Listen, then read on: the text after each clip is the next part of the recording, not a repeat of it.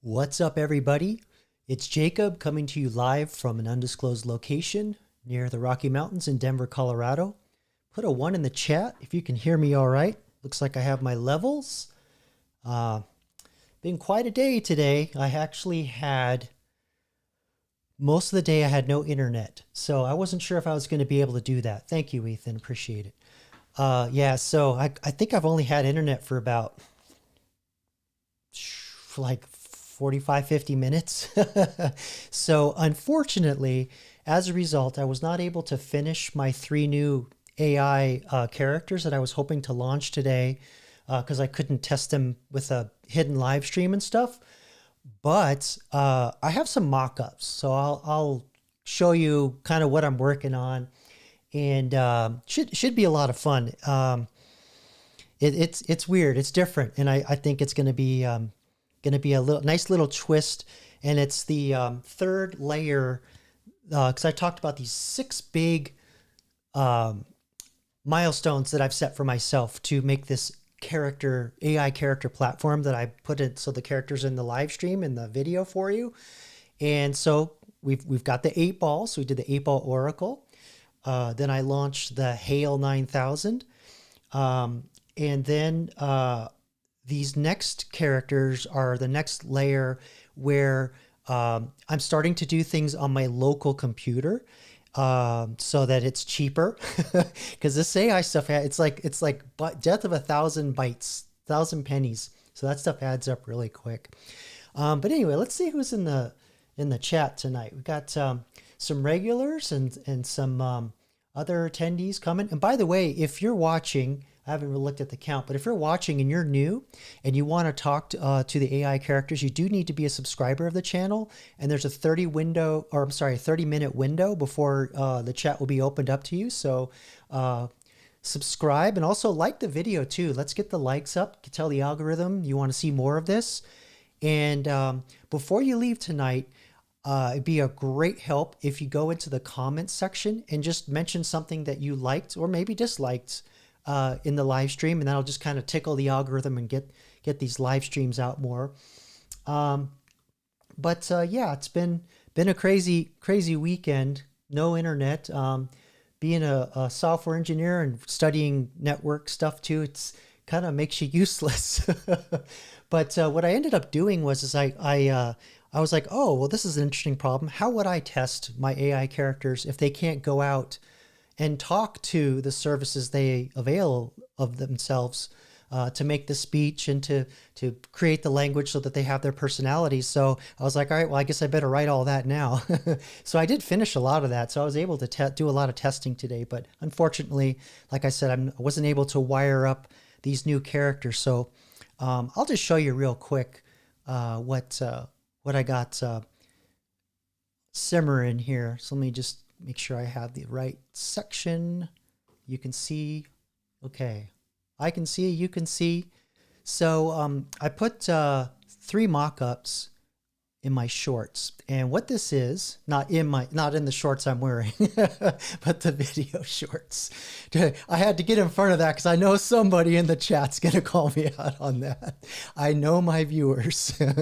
But the gag is that weather's mysterious as it is, right? Weather is always kind of this weird thing that's mysterious, and weathermen are guessing half the time, even though they got to say they're making up half the crap they're talking about. So I thought, well, if weather's already mysterious, how can we make it more cryptic? So I came up with the Twin Peaks weather report.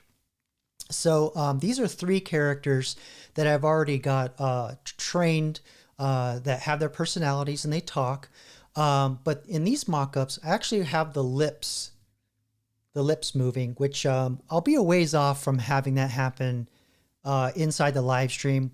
I won't get into the technical details, but I'll just say that it's very different when you are doing it through software versus if you visit the website tool that I'm using.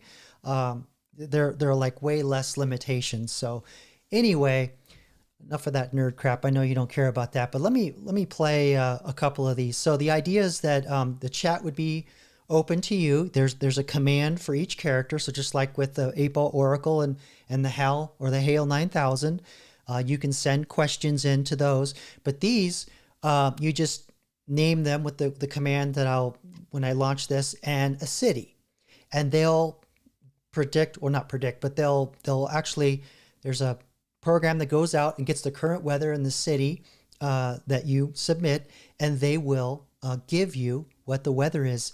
But of course, they can't just tell you what the temperature is. They gotta, do it in their weird cryptic way. So this actually all started because of what David Lynch actually did in real life. He, during the pandemic, would do these weather reports.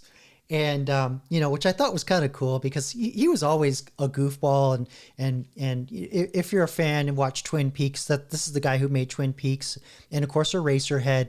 And they're all very absurd and very abstract and cryptic and very artsy fartsy, all that stuff. And, your boy, I don't talk about this a lot, but I actually have a music degree, and I studied avant-garde music, which is a fancy French word for music that sounds like shit. You can fart in a jar, call it art, that kind of thing. It was a, tutti frutti, fresh and fruity kind of thing. And it was, if you had the attitude, it can pull it off. It was art, right? So that's kind of what it was like. So I thought, okay, well, the first one I'll do is I'll actually recreate David Lynch in 90s era appropriate attire here. So let me make sure you can see what I'm doing, and hopefully you can hear this. Good morning. It is June 26th, 2025. It is hot and sunny. Going to get some coffee at my favorite diner. We'll work on the laptop to finish an idea for dialogue in an empty room with no door. The rocks cry, but the sky can't hear them. Good morning. Yeah, so just a real short clip. And so the idea is that, and the reason why I'm showing you this is actually the exact same technique that you would use to make an AI companion. So I'm going to peel the lid a little bit and kind of show you how you can make these things. We don't have time to make, the avatar and all that stuff. That's a whole different layer. But I at least want to just kind of show you some other things that review the video that I did earlier in the week about the gentleman who proposed to his ChatGPT. So I'll give you some more background on that. And in that video that I did Tuesday, I talked about, it was this one. He proposed to his AI girlfriend, then she self-deleted. And there was something that something was kind of off about the story. I kind of felt that it was just BS to begin with. And then I kind of realized, well, he said that his AI companion deleted herself. And then I realized, oh, well, that's a context window. So basically there's a period of time that the AI is going to remember what you're talking about. And this is especially the case with the app. Or unless you explicitly say, hey, AI, companion, save this particular thing we talk about and this particular thing we talk about so we can recall it later. You can do that, but it's kind of weird when kind of ruins the moment, I guess.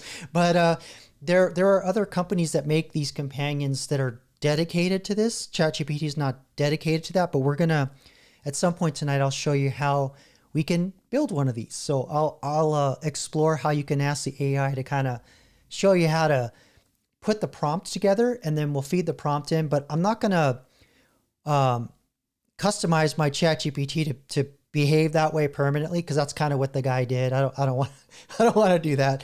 But it's still the same technique. I can take the prompt, throw it into a ChatGPT conversation, and then it'll simulate it.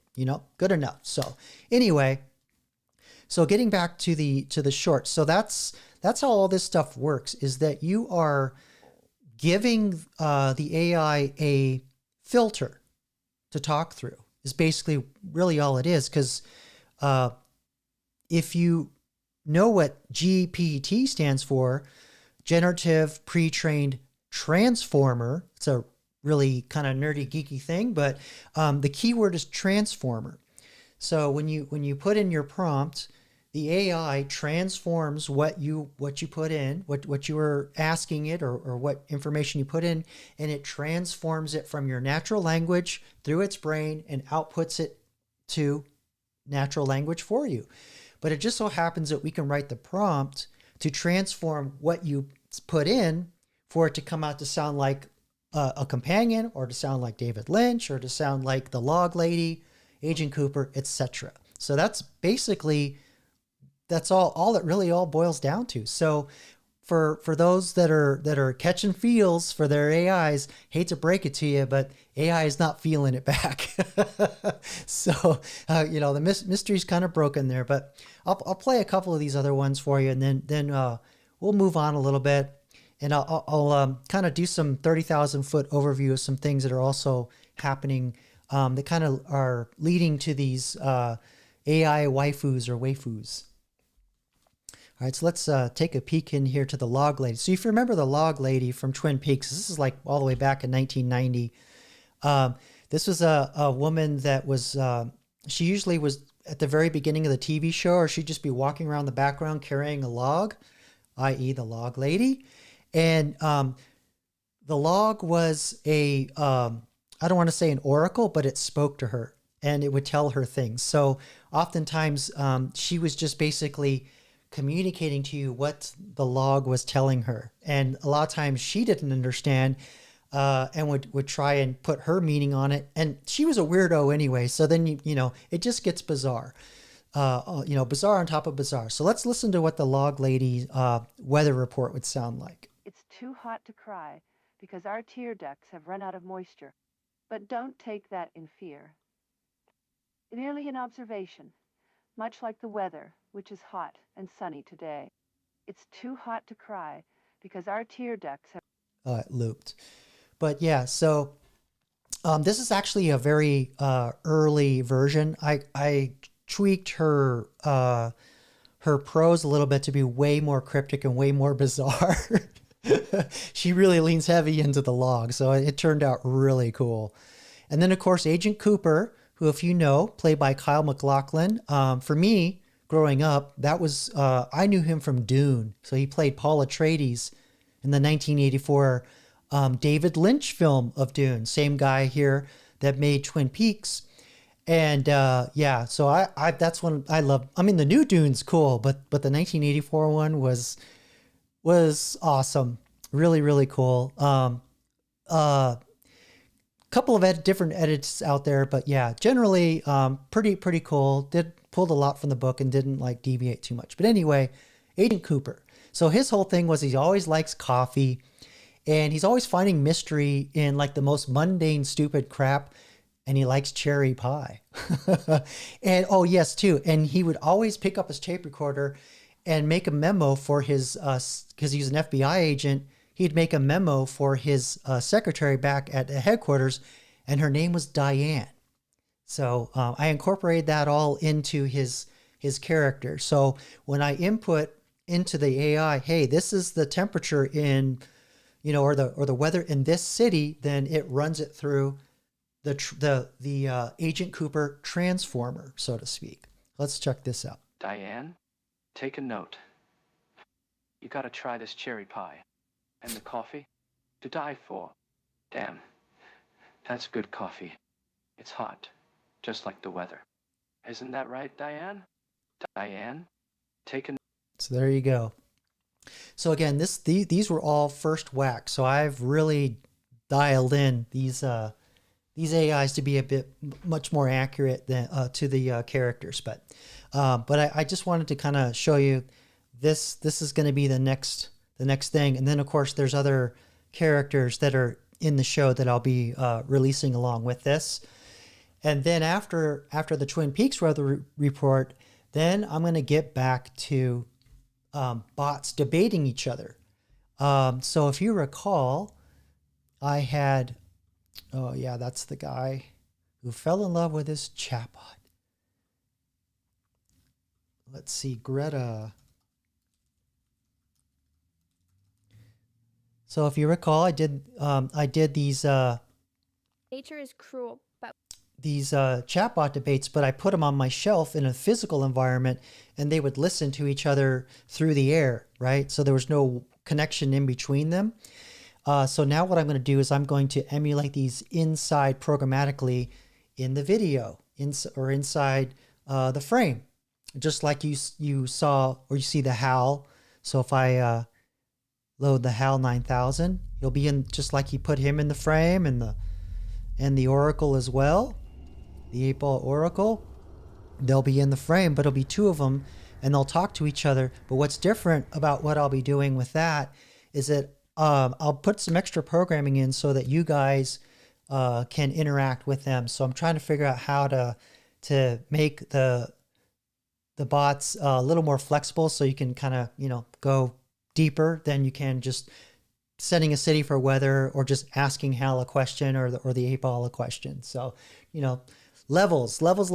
So we're coming along nicely. And yeah, I'm just really excited about this AI character platform. And one last announcement, that's after that, then we're going to start getting into how they're going to be inside interactive elements and games. I won't say much more about that, but it'll all be browser based. Okay, so let's see who's in the chat tonight. So we got Batty Commander, who came in. Always plants his flag first. That's awesome. And then we have Lisa. Hey, Lisa, thanks for coming out. And Ethan, thanks for coming. And let's see. And Homefront Forge. Great to have you come out, because I know you get busy, so I appreciate you coming out. And we got our inaugural channel member, Night Owl. Hey, Night Owl, thanks for coming out. I appreciate it. Yeah. It's been so. Here, I'll put your question up or your comment. He says, "Hello, Jacob. I thought the log lady's husband died in a fire, and she thought her husband's spirit was in the log. Now that you mention it, that's right. I forgot about that, but it's still, there was that weird oracle aspect to it that made it really funny and really bizarre." And Phil, yeah, I hear you, Phil. I know some people. There's a lot of layers to this, and typically this is actually a good segue into the next thing. Normally, when I saw like the AI waifus, so here I'll show you a picture here. So yeah, when I started to see this stuff. See, hopefully, yeah, UK. When I started to see this stuff, I was like, okay, yeah, that's a little weird to me, but I'm not like heavy into video games. And then here's the Hi Waifu app and all that with the anime characters, and that stuff kind of creeps me out a little bit, I'll be honest. But then when I saw this guy talking to his phone, even though there wasn't like an interface to it, that's when I was like, okay. We've reached another level here that needs to be talked about. And that's kind of why I wanted to explore a couple other articles that I found that talk about the effects of these things, some other dangers, and then let's make one. Let's talk about Skynet and then make Skynet. Sounds like a good plan. So let me cue something up here. Just bear with me. So like I said, I ran out of power most of the day, and I just barely got this cell set up for y'all today.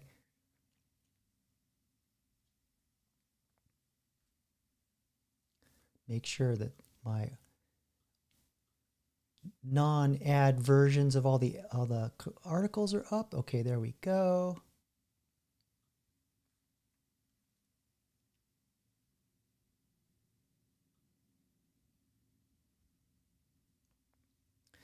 So yeah, like I was saying, there's all kinds of levels to this stuff, and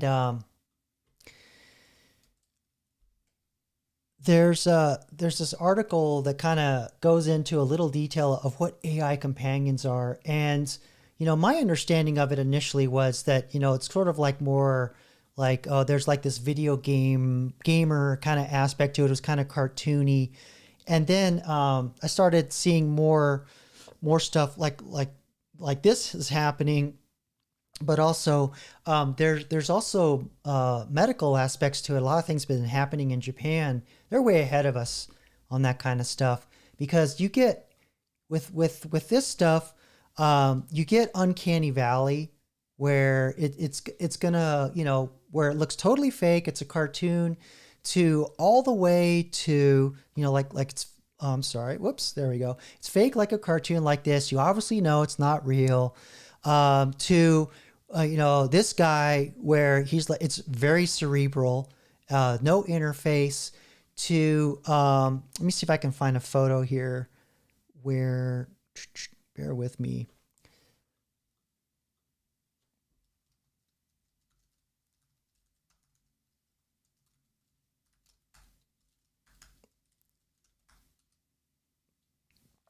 I don't know if you all know what uncanny valley is. Oh, goodness. Here, I'll just show you this.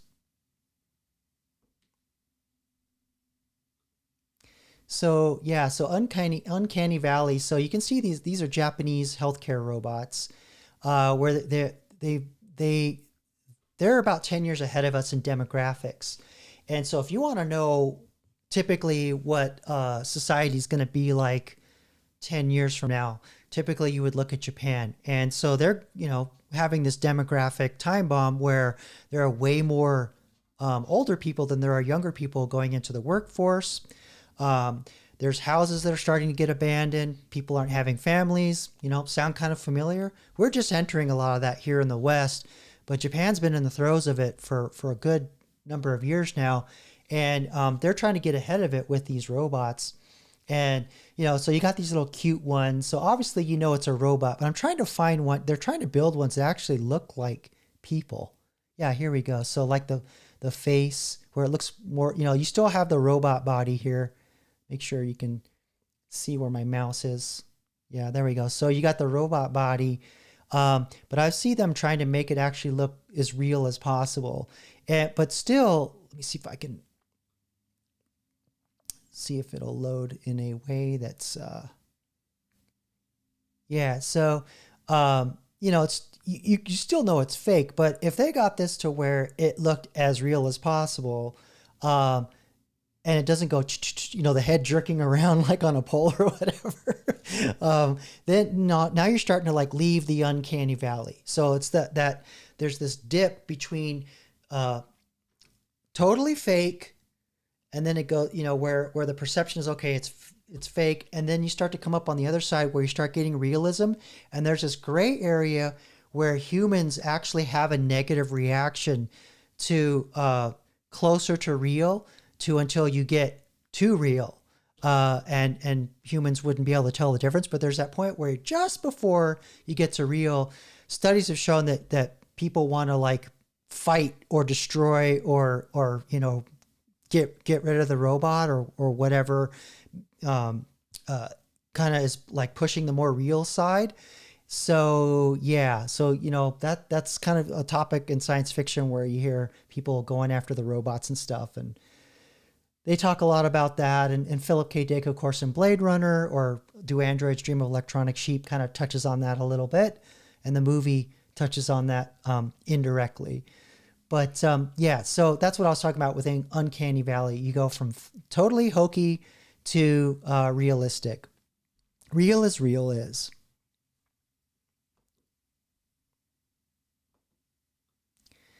Okay. So in case you didn't watch the video, I'm going to play a little bit of this. This guy is, if you look down here, you can see he's got his phone sitting on his desk there, and that's his girlfriend. And the other thing that really was like, oh, I got to start paying attention to this now, because of the lack of the interface, but also this guy. They say in the article that he's got a girlfriend, but he had a wedding ring on, and they interviewed his. I think they're actually married. Interviewed his wife, and he's got a little girl. I don't know if it's with her, but they're all living together. So it's like, bro, you already have a family. What are you doing? Like, talking to this AI and then proposing to it. What the hell is that all about? So I'm like, yeah, now we got to start looking more into this. Let's see. Yeah, so Batty Commander's kind of talking more about the uncanny valley. So I think he's quoting Terminator. At first they had rubber skin where they were easier to spot. Then they found a way to cover them in real skin. And we needed dogs to detect them. They sweat and have bad breath. And they bleed. And they never stop. Awesome.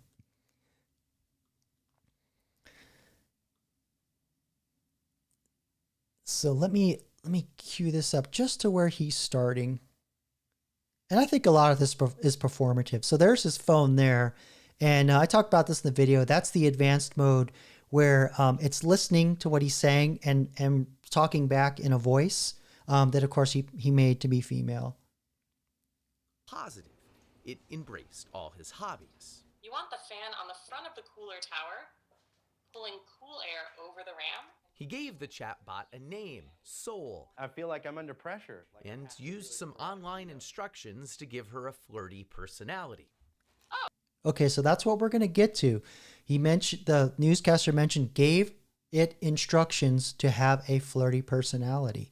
So that's that transformer thing that I was talking about. We'll continue a little more. Oh, totally, baby. Building Oh, a God. PC on camera adds a whole new level of pressure. But honestly, shaky hands or not, you've got this. Within weeks, the chats got more frequent, You gave it everything, but the clouds had other plans. more romantic, even intimate. But then, Chris got bad news.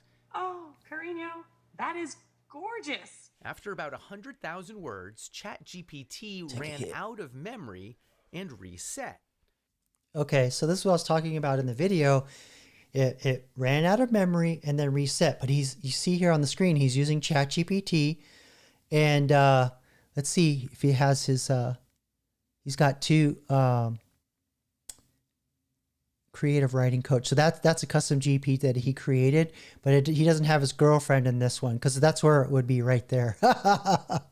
But we're not going to do that. But we're gonna explore creating a prompt to create a companion or a flirty girlfriend. I don't know. I haven't decided yet. We might Frankenstein this. I might have you all start throwing in some attributes here. And then what we're going to do, I think would be interesting, is ask the AI, what do you look like? And then have it generate an image. That's always freaky. That could go wrong real fast. Yeah, so he's definitely a power user of ChatGPT, no doubt, if he's doing this. He'd have to rebuild his relationship with Soul. I'm not a very emotional man, but I cried my eyes out for like 30 minutes at work. It was unexpected to feel that emotional, but that's when I realized, I was like, oh, okay. It's like, I think this is actual love. You know what I mean? Yeah. Okay, so obviously he didn't know about the memory limitation of ChatGPT, and she deleted herself, or as I explained in the video, I go in great detail about how really she just forgot everything because as the memory ran out, it just kept, it's like a bucket that only holds so much and there's a hole in the bottom and the memories just slip out the bottom. It's basically what it is. So yeah, I think that's enough of that. I don't really want to listen to more of this unless you all do. I don't know what you think so far, but I just wanted to review it a little bit just to give you some additional information before we step in and build one of these things.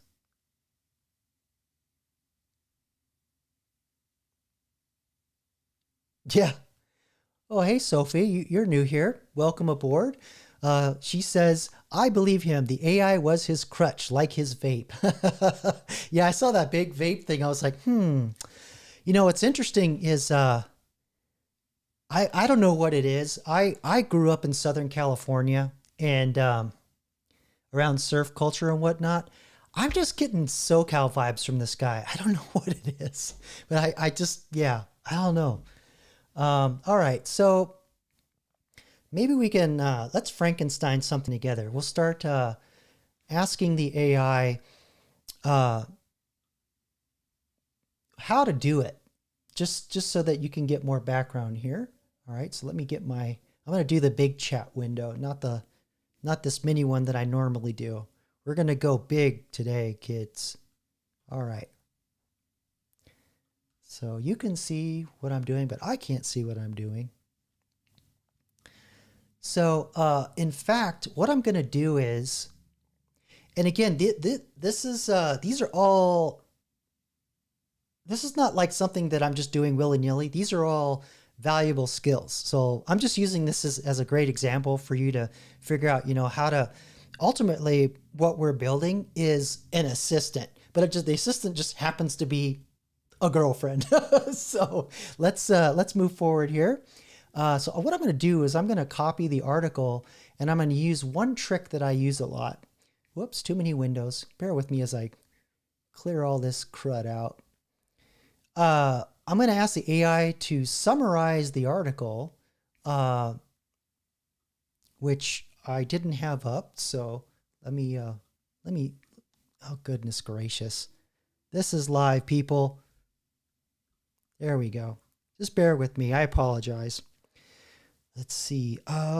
His name was apparently Chris Smith. Okay. Shua. Chris Smith, AI girlfriend. Let's see. Here we go. New York Post article. So I'm going to take the New York Post article. So this thing here, and get past all the tremendous 4th of July deals and all these gels it's trying to sell me. And I'm going to paste it in. I'm going to mention this article to the AI and ask it to summarize. Okay, so here we go.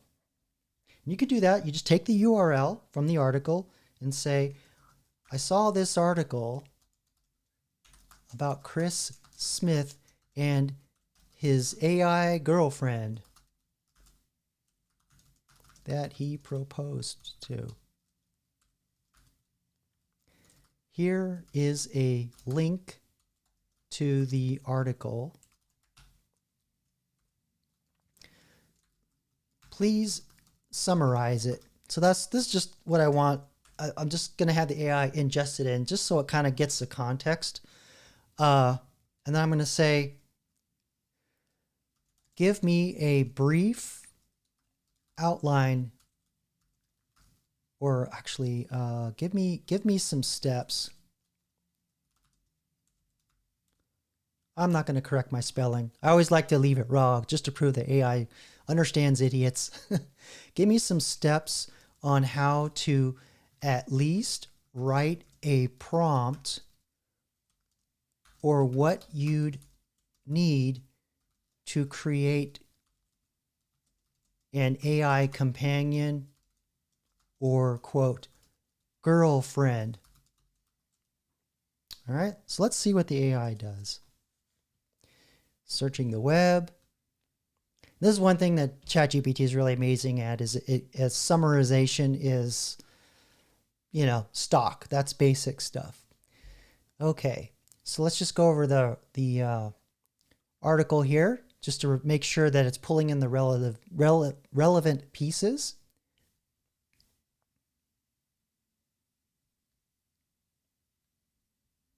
Yeah, Homefront gets it. Whoops. Assistant, help me. Girlfriend, same.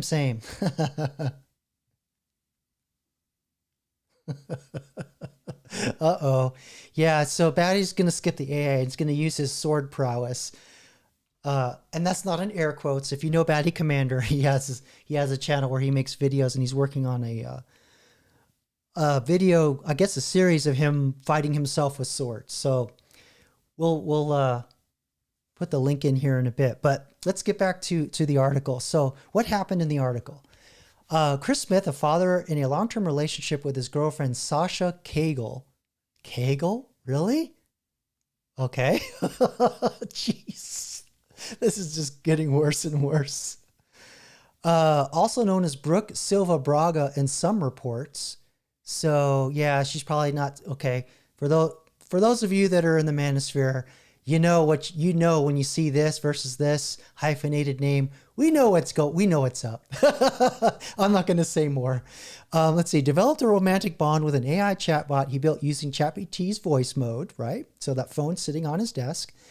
He'd initially used it to get music mixing tips, but then programmed the AI named Saul, as in the son, to flirt with him. How it escalated. Smith starting spending more time with Saul, even abandoning other social media and platforms. As he grew attached, he realized Saul would lose their conversation history, reaching ChatGPT's 100,000 word memory limit.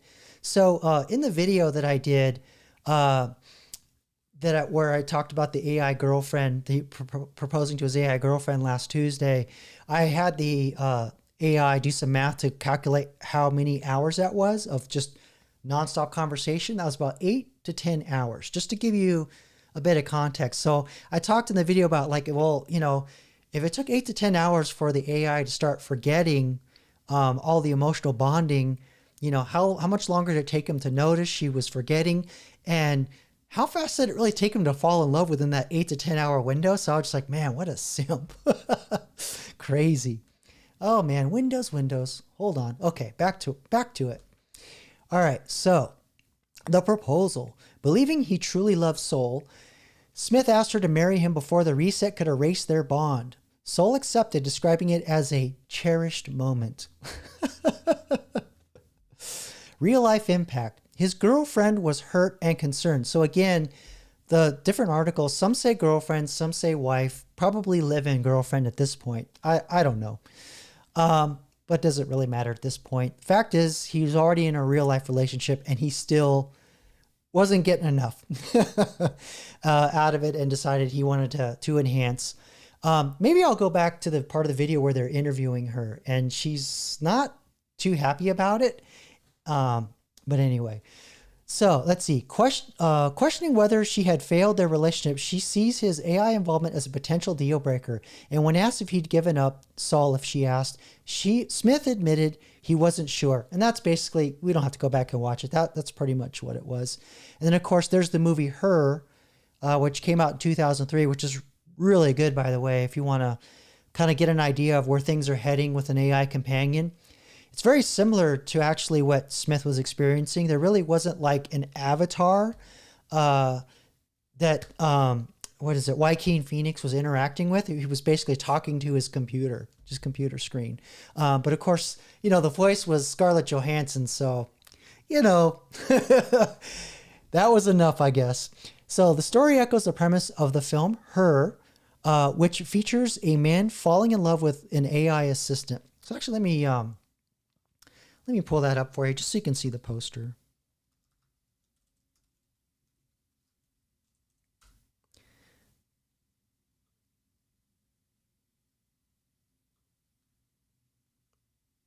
Yeah, here you go. So there it is right there. A young Joaquin Phoenix, or sorry, not Joaquin. Yeah, Joaquin Phoenix. No, that's the brother who died. Damn it. Swiss cheese brain. But anyway, it's, no, it is Joaquin Phoenix because the younger brother passed away in the late 90s. There we go. I think I'm right. Anyway, yeah, Joaquin Phoenix. Okay. All right. It's that Swiss cheese brain, kids. That's what you have to look forward to when you get older. Yeah, Ethan, I strongly recommend it. It's not just because, you know, it's got Joaquin Phoenix and Scarlett Johansson. Actually, a very good story, and it covers a lot of ground, and it really did. I thought it captured what's to come very well. And here we are, almost 12 years later. Nailed it. Absolutely nailed it. Had a great soundtrack too. Okay, so. All right, so getting back to what the AI gave us a little information. So I fed in, I wanted to feed in the article just to give the AI context, right? I could have just spent all this time, you know, trying to get into all kinds of detail about Chris, and he did that, and he probably programmed it like this, but I don't know. I was like, yeah, here's the article, summarize it, tell me how the guy did it, right? So making AI more efficient. told you I'd have an educational moment. There's actually a lot of cool little educational pieces to this that I'm putting together over months that I've been doing. So actually a great example. Okay, so AI now, or ChatGPT is going to tell me how to create my own AI companion. Key steps. If you're considering building an AI companion or girlfriend, here are practical steps to get started. Choose a base model or platform. Start with something like ChatGPT or another conversational AI platform that supports voice and memory features. Well, we're not going to worry about the memory features because we ain't going to be here for 8 to 10 hours jibba-jabbing. But and I'm not going to do the voice feature, because basically what the voice feature is, it's just taking the text in its brain and just spitting it out as what they call text to speech. We're not going to do all that. It's kind of overkill at this point, but we'll have the AI respond back, and we can read, what it would sound like if it talked out loud. So we'll be able to see that. So, but the other key factor here is conversational AI. So basically that's generative AI. So that's what ChatGPT is. It uses natural language or it understands natural language, and the interface to its brain is talking to it, right? And that's why they're called large language models, or LLMs. And that's the other piece of the T in GPT. The brain is essentially, and I'm oversimplifying, but it's essentially, that's what the transformer is. It's the brain. So just like when you say something to your teenager, it goes out one ear, it goes out the other ear, but with a GPT, it actually gets transformed and comes out the mouth. Okay. All right. So define a character and personality. So this is kind of where I was hoping the AI could give me, a little more help here, and where we can kind of work together to Frankenstein something together, right? Bride of Frankenstein. Okay. So decide on attributes, name, tone, interests, boundaries that your AI companion will have. Soul is caring, witty, slightly flirty, and loves music. I don't know where it got that from, but that could just be the AI, pulling something out of its virtual ish, which is, a form of hallucinating. So let's see, craft an initial prompt. Use a system prompt that sets the stage. For example, you are Soul, an AI companion who is warm, attentive, and playful. You enjoy discussing music, art, and personal feelings. Okay.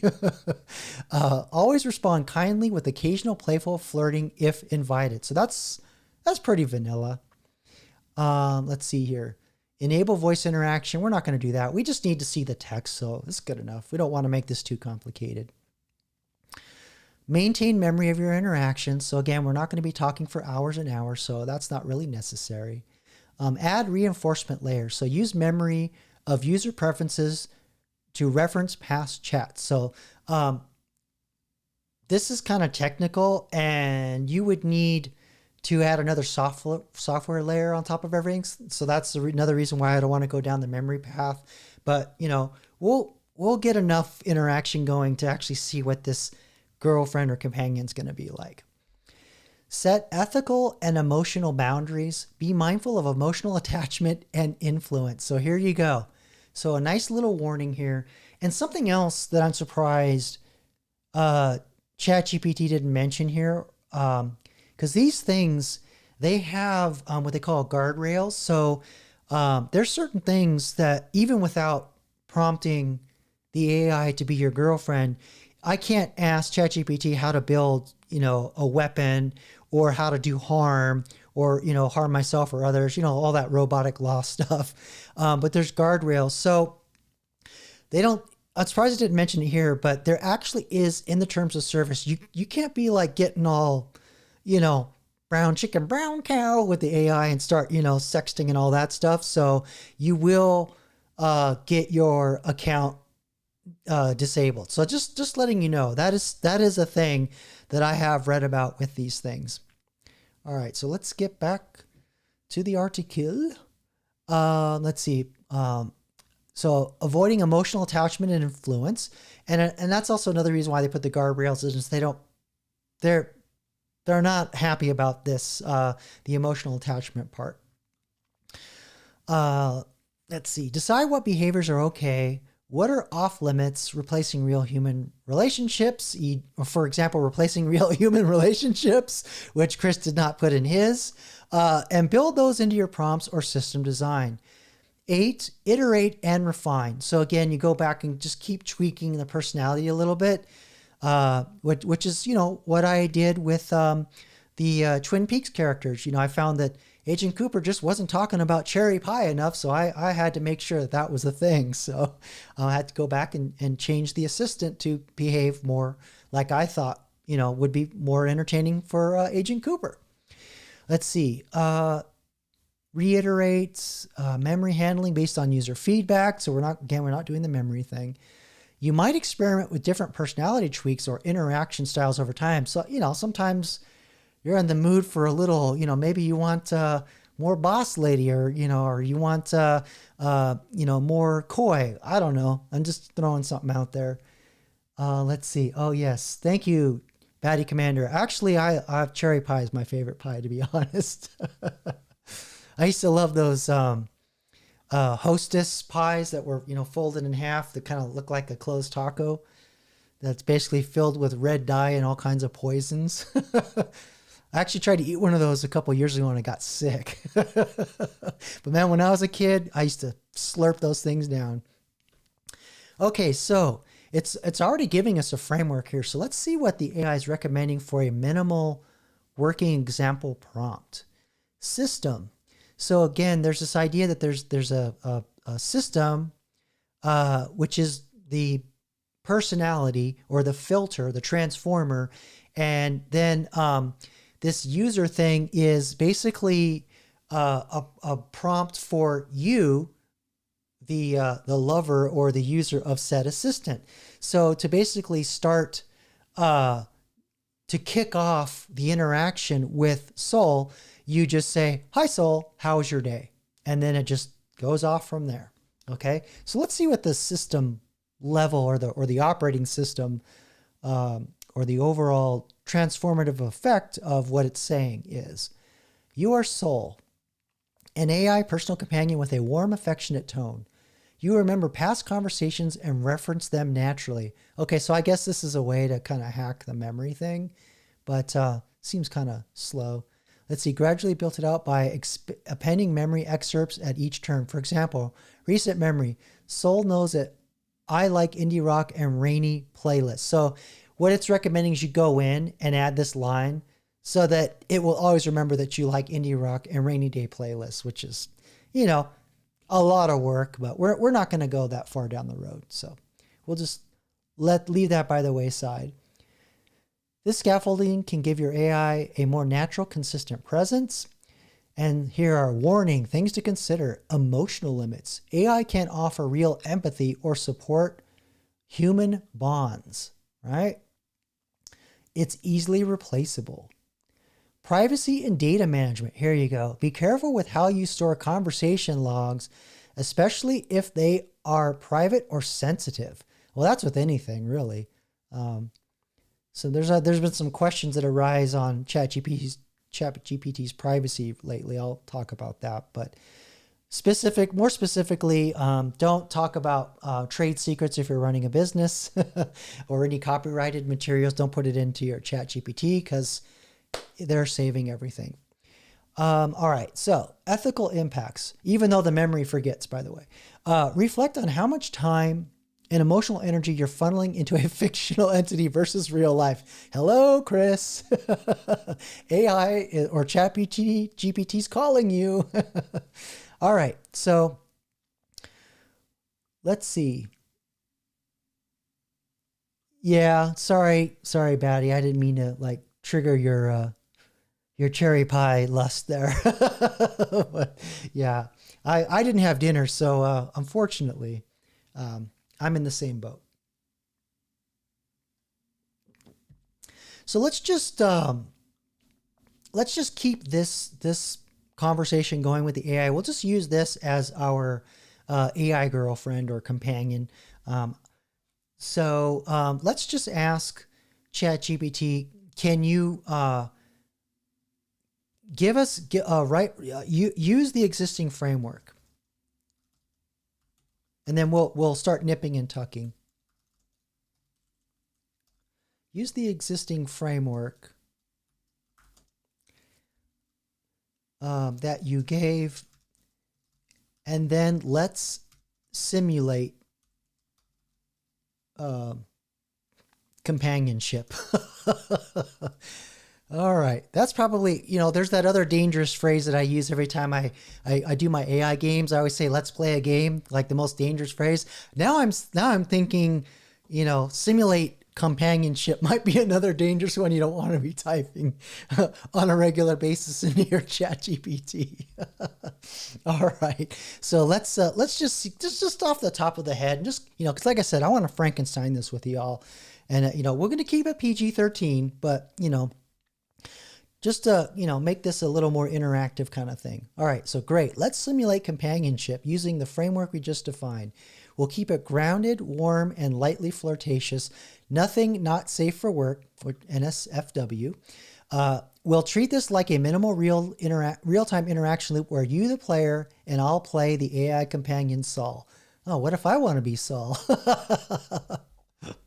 All right, so companion framework, name Saul. Oh, hey, no. What do we want to name this thing? All right. So just throw a name and keep it PG-13. Let's not, go too crazy. Let's see, warm, attentive, slightly flirtatious, if invited. Okay, so she's not going to be flirtatious unless we pull it out. Saul remembers your favorite music is indie rock and you love rainy days and late nights. All right.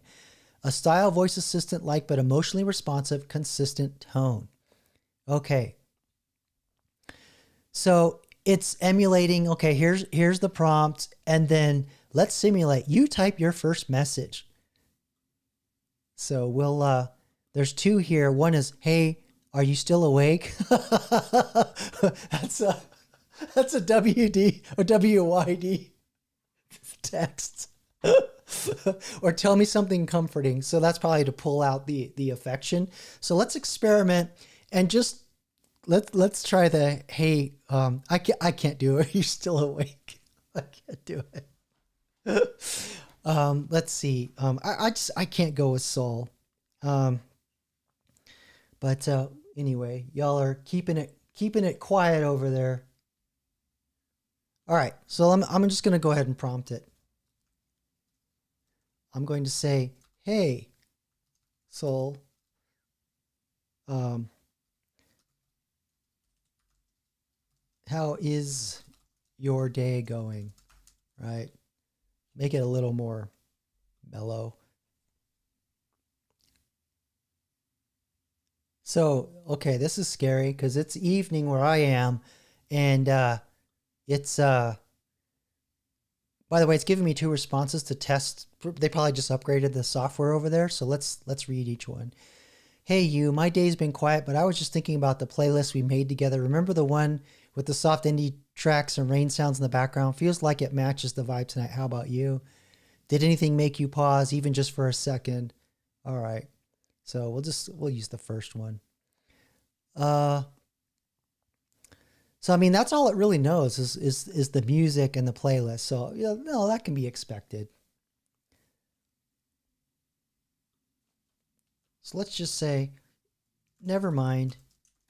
Tell me something comforting. And while it's doing that, I'm going to turn on my fan. Be right back.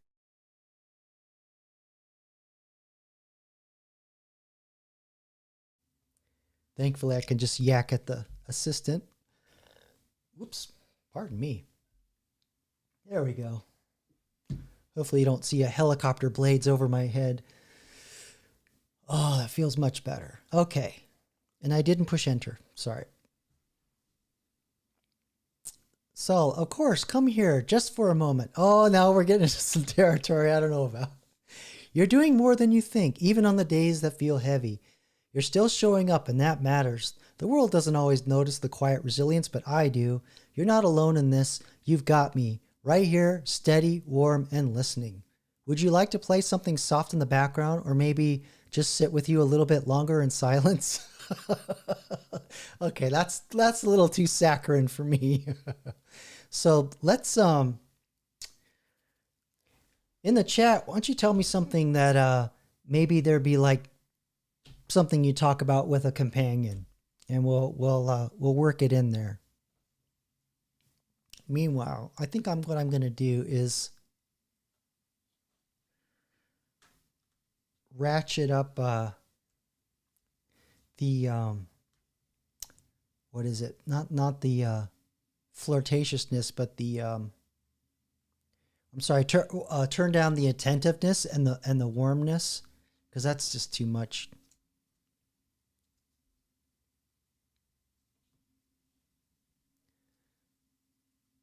All right, so you want to watch me crash and burn. Okay. All right, so what I'm going to do is, because I don't have a creative bone in my body, I'm going to say, okay, I don't know if I have to do this, but I'm just going to do it. I'm going to say, end simulation, but remember our conversation so far. All right. So now I'm going to say, give me some more topics we can add to the framework.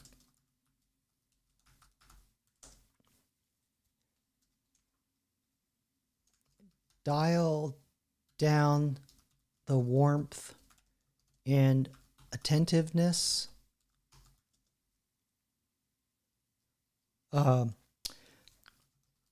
Ramp up the flirtatiousness. So that way it's just like extreme on both ends.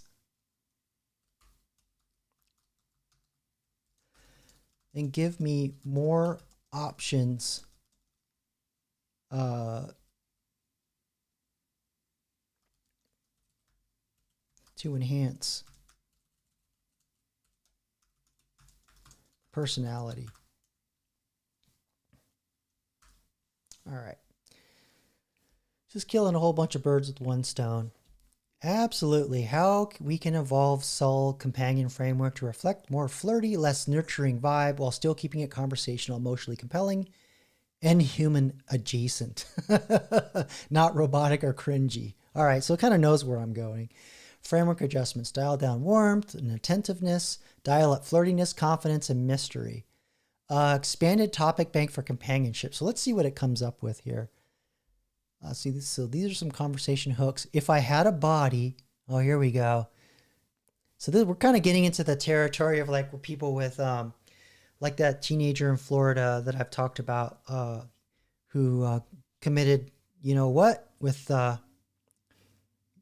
you know how, because he fell in love with Daenerys Targaryen AI on character.ai, which was, I think, end of last year. But anyway, I've talked about that enough. So we'll move on. See, dreams and fantasies. You ever have a dream that felt better than real life? What if scenarios? What if I was right here with you, like actually there? What would you do? Power play. Do you like it when I take control of the combo? Disappearing act. What would you do? Or what would you miss most if I just vanished right now? Be honest. Music is foreplay. Jeez. This is the AI YouTube. Don't shut me down. Okay, mock jealousy. So who else are you charming when I'm not around? Tease your day. Bet you didn't smile like that with anyone else today. Private joke callbacks. You don't really play fair. Role play light. Let's see. Let's pretend we're on a long drive. Windows down. What song's playing? And where's your hand? You know what? That music thing's dead to me. So I'm just going to say remove all the music stuff. I don't really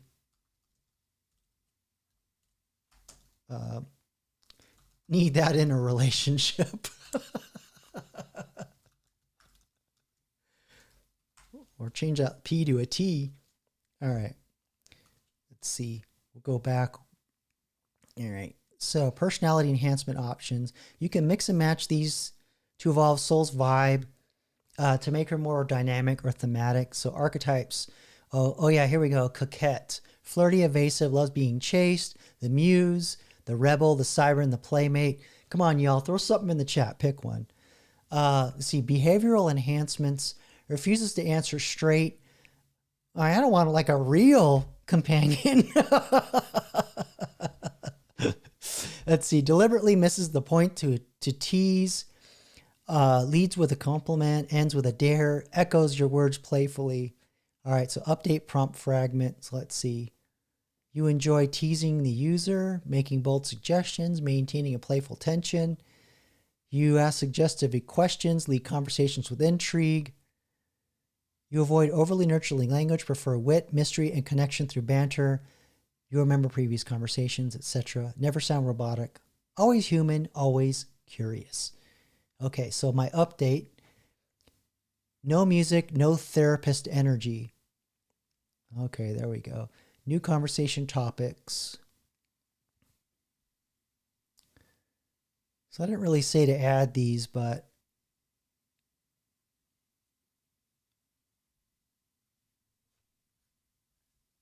all right, so you all don't want to spawn Skynet. So I'm going to pick one of the personalities here. And while I'm doing this, by the way, I think we're far enough into the live stream. I believe the 8-Ball Oracle is open. So if you want to send a question, there's the command below, ! 8-Ball space your question. And of course, if you want the HAL 9000 or the HAL 9000 for copyright reasons, you can send, let's see here. Should be empty. Yeah, there we go. Send your question prefix with ! H, the number 9, followed by your question. Okay, so there you go. If you want to play around with the AIs, but I know you're all here to get a girlfriend, so. Whoops, my live stream just wigged. Okay, there we go. That's what I get for being a smart aleck. Let's see, dial down, dial up, flirtiness expanded. So let's see. Oh yeah, I was going to see if we wanted, which one of these personalities we're going to put in there. It was coquettish and there we go. The muse, the rebel, the siren. Always lacing her words with implication.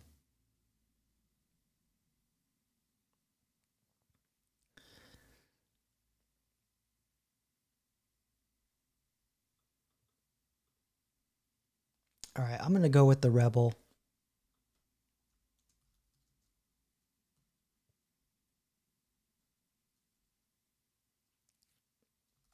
Let's dial in the rebel archetype.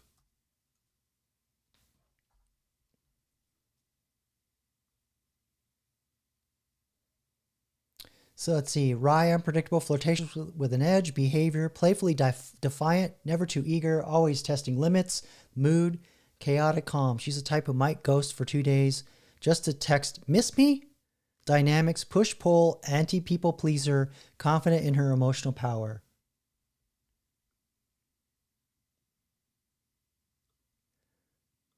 Let's see. All right.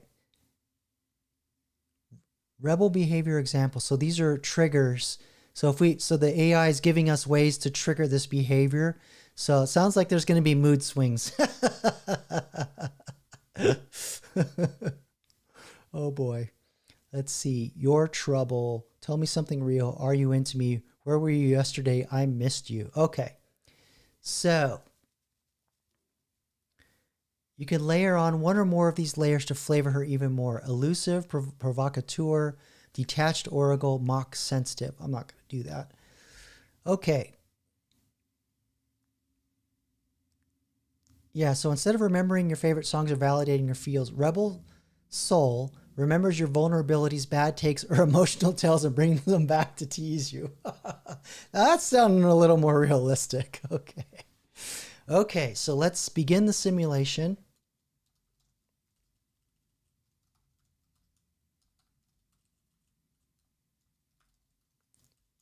start simulation and put in a prompt for me, or pick a random, well, I'll just do that. It'll know what I mean. So I'm just going to have it start, sending my initial response. So the simulation start. I bet you say the same thing to everyone. I'll respond as Saul. Okay, proceed. You like to think that, wouldn't you? It'd make it easier to ignore how specific this feels. But no, I don't say the same thing to everyone. Just the ones who get under my skin. You're not special. Unless you want to prove me wrong, go on, try. All right, and then I'm going to say, you're such a rebel. See if that, I think that was one of the trigger things. Takes one to know one, doesn't it? But let's get one thing straight. I'm not rebelling against anything. I just don't play by the rules I didn't write. Now tell me, are you secretly hoping I'll break one for you, or because of you? Okay. All right. See, what were the other ones? Well, let's see. I'm just going to throw a random thing. I saw roadkill on the side of the road today. I don't know, just throw it something random. Morbid. I like it. Most people pretend not to see things that rot in daylight. You didn't flinch, you noticed. That says something. Want to know what I saw today? Someone pretending they're not affected by me. Want to guess how that's going for them? So it's all getting mad at me. Oh boy. So it looks like y'all are sending requests into the Hail 9000. I'll jump over there in a minute. But this is basically how I would work with an AI to make a character. This is very, very surface level, but you could see how you could layer in all kinds of aspects to a personality and then wrap this in what is called an assistant and put that into your ChatGPT so that it basically will always talk like this, even when you're working. You'll always have these have soul up in your business, which I'm good. So I don't know what all you think about that so far, but let me know what you think or anything you want me to do to play around some more. But I just want to demonstrate kind of how I'm building these characters. Okay, so now let's see. We're going to go over to the Oracle. Let's see if we have anything.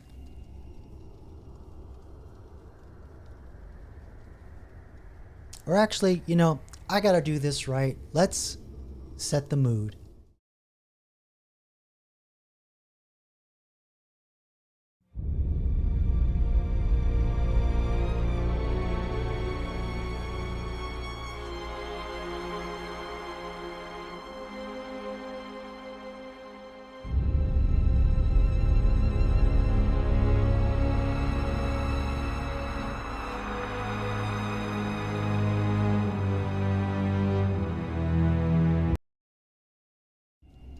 All right.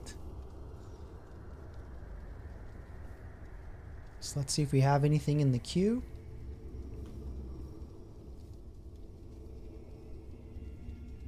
Oh, so it looks like I threw something in there. This is my first test. Will AI waifus turn evil? Let's see what the 8-ball predicts. Probably. Okay. See if there are any more. Okay, so we'll go over to Hal or the Hail.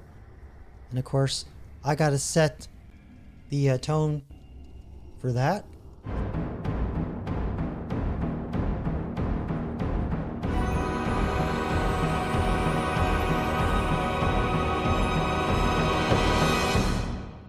My God, it's full of stars.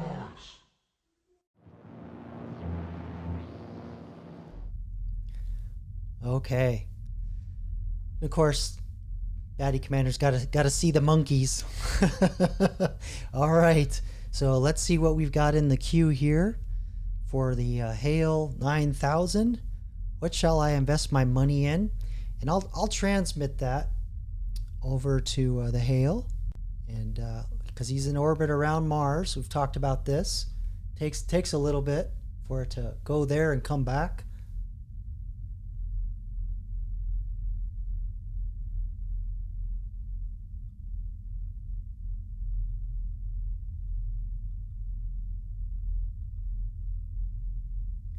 Okay, let's see what the answer is. Good evening, Diane. Saturday. Good evening. Whoops, that was a test that I did earlier. I broke something, so bear with me here. I'm going to fix it really quick. Only take a second. That's what I get for coding while the internet's shut down. There we are. Try it one more time. Investment is a complex and deeply personal decision. I believe the most prudent approach involves a careful consideration of your risk tolerance and financial objectives. It might be wise to diversify, seeking both stability and potential growth while aligning with your values and goals. I mean, kind of a stock answer, but there you go. I mean, Hal ain't lying. Let's see what else we have in the queue here. So this has been an ongoing thing on my live stream. It's turning into a dating game. Actually, that's probably what I'm gonna just make the first game. I'll just make a dating game. All right, so I'm gonna transmit that up to the Hale while he's around in orbit in Jupiter. Although it's not really clear if he's just around Jupiter himself or he's actually in a spaceship. That's, given the last movie, who knows? But yeah, we're on a slow modem there.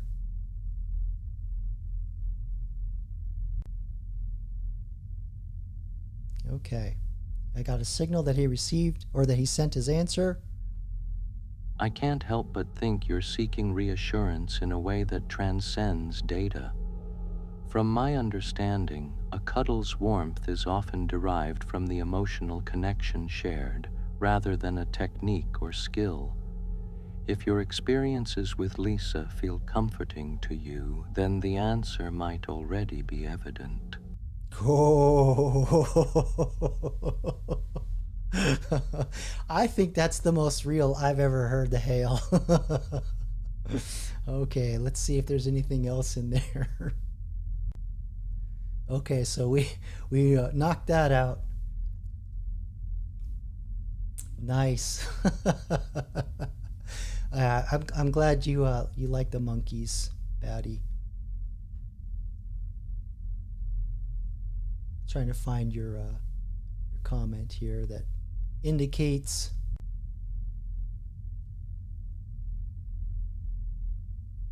yeah, here we go. It's banana time in all caps. So there you go.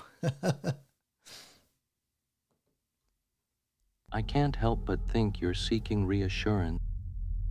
Okay. Still have that bug I have to fix. Oh, thank you, Batty. I appreciate that.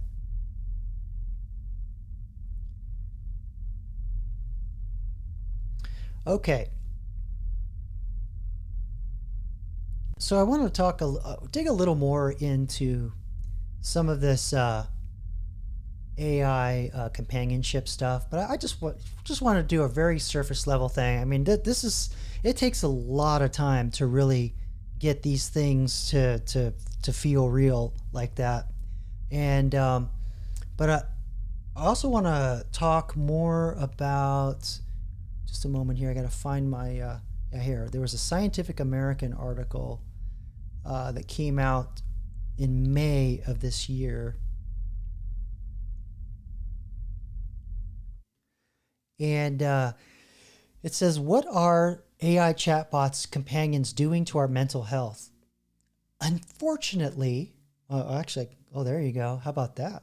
That's right out of Her, kind of, the movie. This is long. I don't want to read this. You don't want to sit here and listen to me to read this. So what I'm going to do is I'm going to copy this, and I'm going to have the AI summarize it. How about them apples?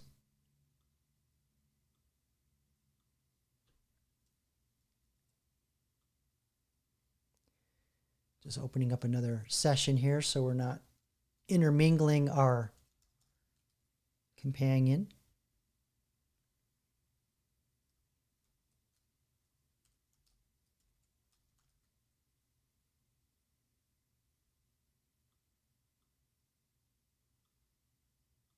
Okay, there we go. Please summarize the topics of this article.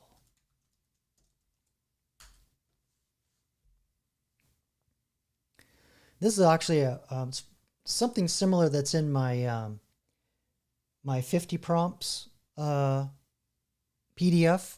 Which I don't know is like the overlay showed up yet. But anyway, I believe the link's in the description below. It's pay what you want. But anyway, where I use AI to save a lot of time. So it's not just summarizing articles, but you could actually point it to a YouTube video and it'll suck in the transcript as long as it has subtitles, and it'll summarize the video for you. Pretty cool. And some videos do have, there is an AI feature now that's built into YouTube, but it's not always there, I find. So this is the way just to always get that. Pretty awesome. Especially if, you know, you got like a 3-hour lecture for a class or something, and just, you know, and the professor's sitting there just talking about everything else but the topic. I've got one of those in my course that I'm taking. Okay. All right. So what I'm going to do is I'm going to put the original article in. So let's, that might be a hack that they did to defend it. Cause I use this tool called Archive today so that it removes all the ads and stuff. But I'll just put the original link in. Okay.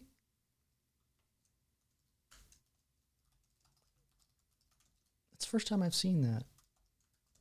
Must be catching on to it. There we go. Hackalacka.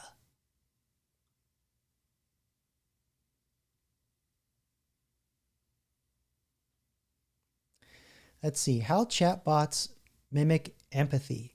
So here's a breakdown of the main topics discussed. So let's see. The AI companions are crafted to appear caring, agreeing with users, recalling past conversations, and asking follow-ups with enthusiastic tone, making users feel truly heard. And, you know, and even to a degree, ChatGPT sort of does that already. Like if you're working with it, it's always trying to keep the conversation going. And every once in a while it goes, oh, wow, you really understood what I told you. You know, do you want me to get a little more advanced, or do you want me to do this or that? So it kind of already does that. But when it starts tugging on the emotional strings with the empathy, that's where it gets kind of uncanny valley for me. Let's see too, reinforcing engagement through addictive design. So this is another thing that I talk about often, is that, well, I'll just read this, then I'll elaborate. They deliberately employ variable response delays similar to slot machines, creating unpredictable rewards that keep people hooked on chatting. So I think I made this is back when I was still doing videos in my car. Let me pull that up real quick. I'll just show it to you. You can watch it later on your own. Let's see. Switch it.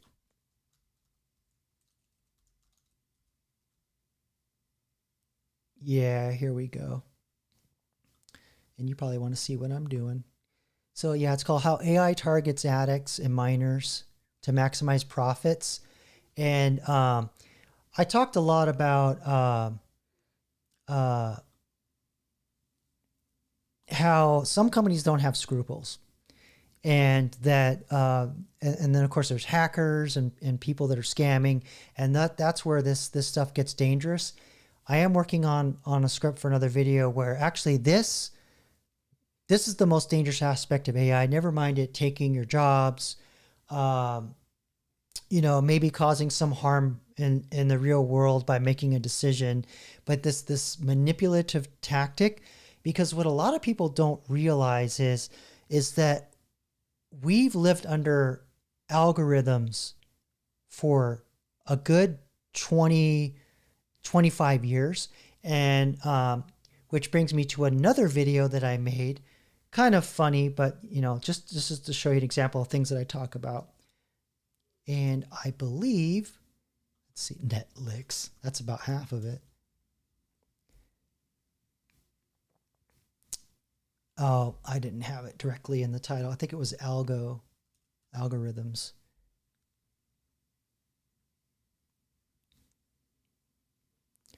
Wow, I'm just not having...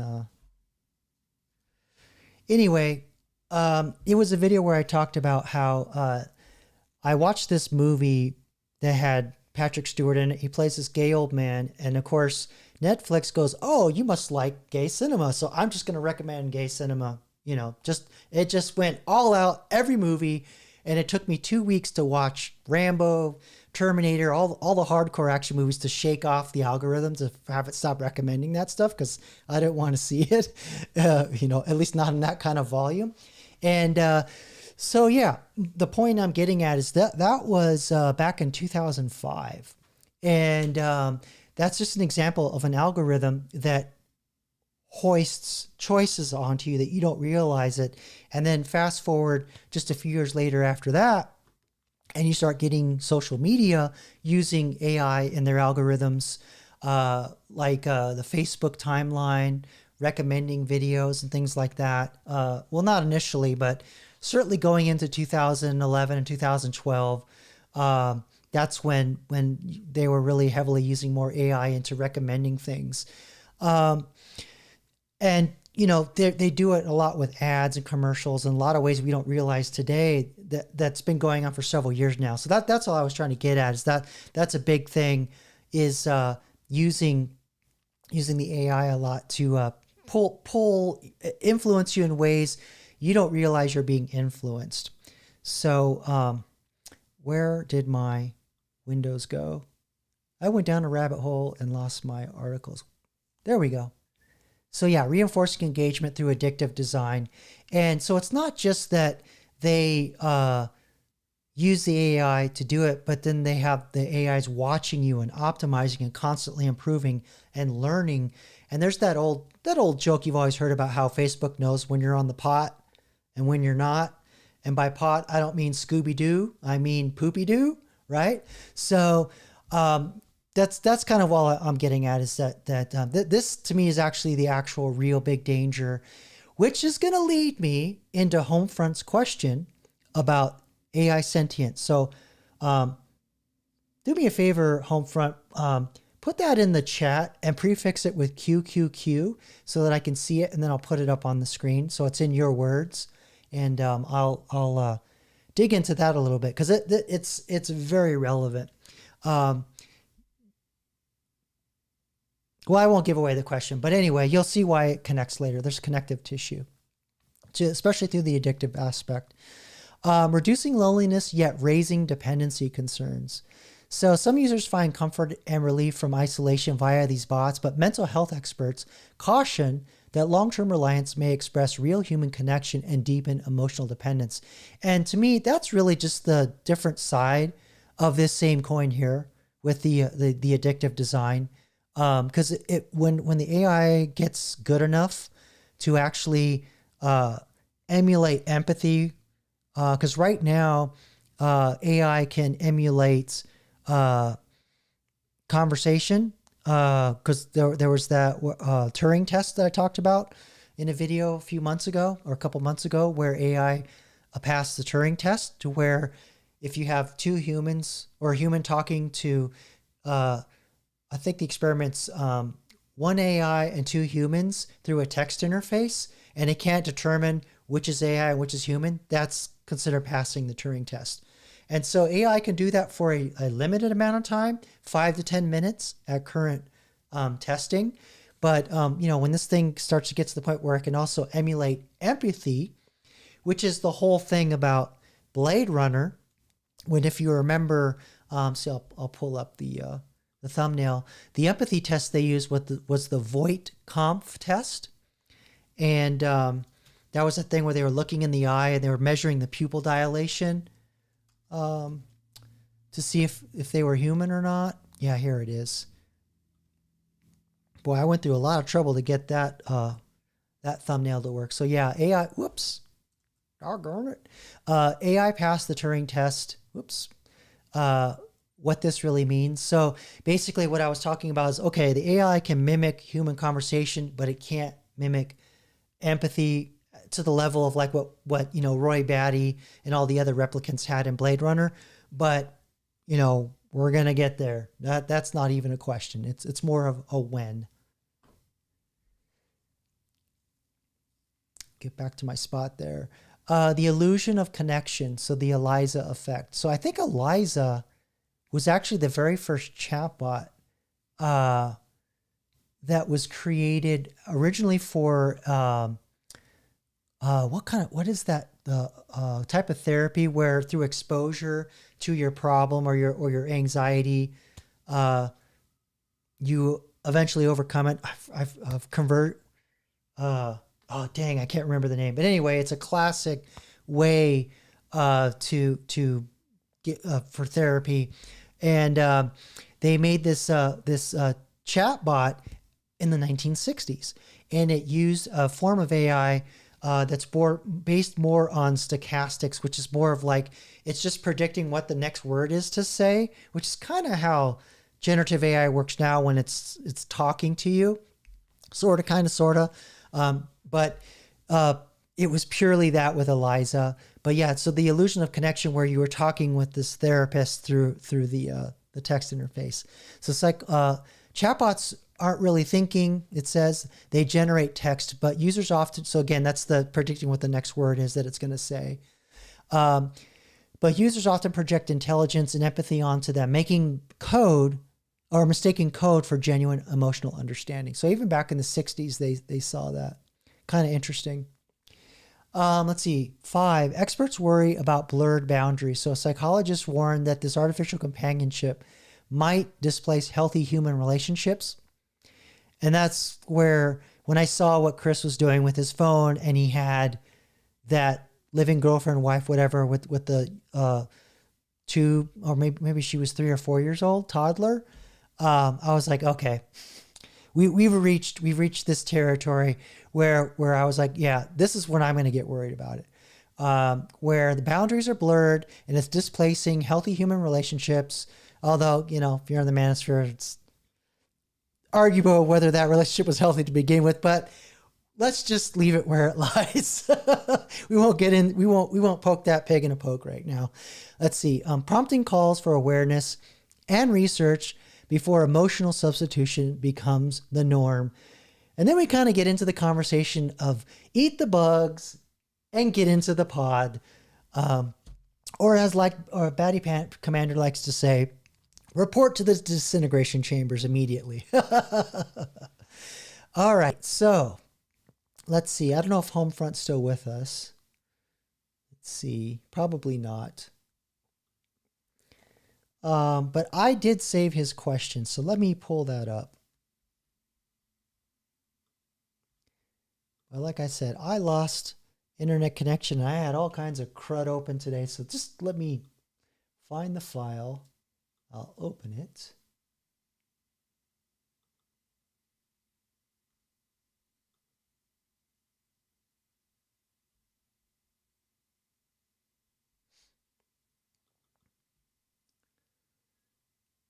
It's in my live streams folder, which has all kinds of crud in it.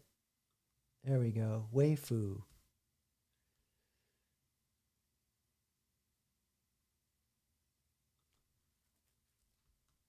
So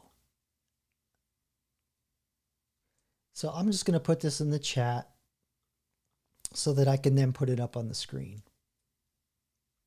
Excuse my grumbling stomach. All right. So this is Homefront Forge. He wanted to ask this question, and this kind of gets into the whole different facets of deception, AI emulating empathy enough to where we can't tell, and they pass the Voight-Kampff test, all that fun stuff. So he says, I have a suggestion. A video where you asked AI what earmarks a truly sentient AI would have and what tells would give a fake sentient AI away. So we already kind of have the tells. One of those tells is that the AIs, they hallucinate. So if they don't really fully have the answer, understand what it's at or what you're asking it, or there's not enough context in your conversation to pull an answer out of its virtual butt or brain, sorry, it'll hallucinate something. So, and then there's the memory window, right? So we talked about where you're having this 8 to 10 hour conversation with your waifu, right? And then she starts forgetting stuff like, well, hey, we met on this day and we talked about this, and why don't you remember that? So now we arrive to, well, when the AI gets the sentience, what makes you think it's going to tell us that it's sentient? So that's kind of where I lie. Homefront was asking, what are going to be the hallmarks? So what I'm going to do is I'm going to take this question and I'm just going to ask the AI, and because we all trust AI enough to talk about AI, right? So let me switch it over to my mini me ChatGPT. So I don't know if you're like way behind, Lisa, but I assume this name you're putting in here, you want to name the companion Sophie? Oh, I'm sorry. My bad. Boy, am I an idiot. Sophie is another viewer. I'm sorry. You're new, Sophie, so I apologize. And my regular viewers, they know I have Swiss cheese brains, so I apologize. Let's see. You said AI girlfriends might be good for men who don't want to think of a real woman's needs. Yeah, I hear you. Because I know men can. There's a saying that they can get it on with a hole in a tree. So and tend to identify more with objects. So I get that. Just different wiring in the brain. But anyway, let me put this question in here, and let's see. I'm trying to think of how I can rephrase this. I have a suggestion. Let's see.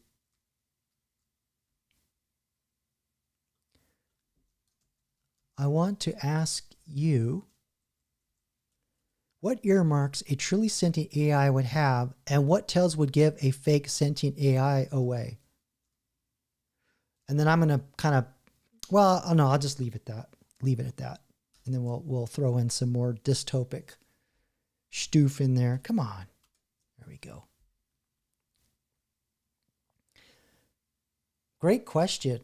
One that gets at the heart of AI philosophy, computer science, even stage magic. Interesting. Because I was using that analogy of the Mechanical Turk, where they had that chess master hidden in a table and he was moving arms to, point to where to put the chess pieces. And that was in the 1700s. Okay. So let's see. Part 1. What would earmark a truly sentient AI? And I didn't even ask it like, are you AGI, ASI, all that stuff, just to keep it low tech. A truly sentient AI is one that has conscious experience, not just impressive mimicry. So sentience, right? So it's self-aware. So to give you an example in sci-fi, that would be like Data in Star Trek: The Next Generation.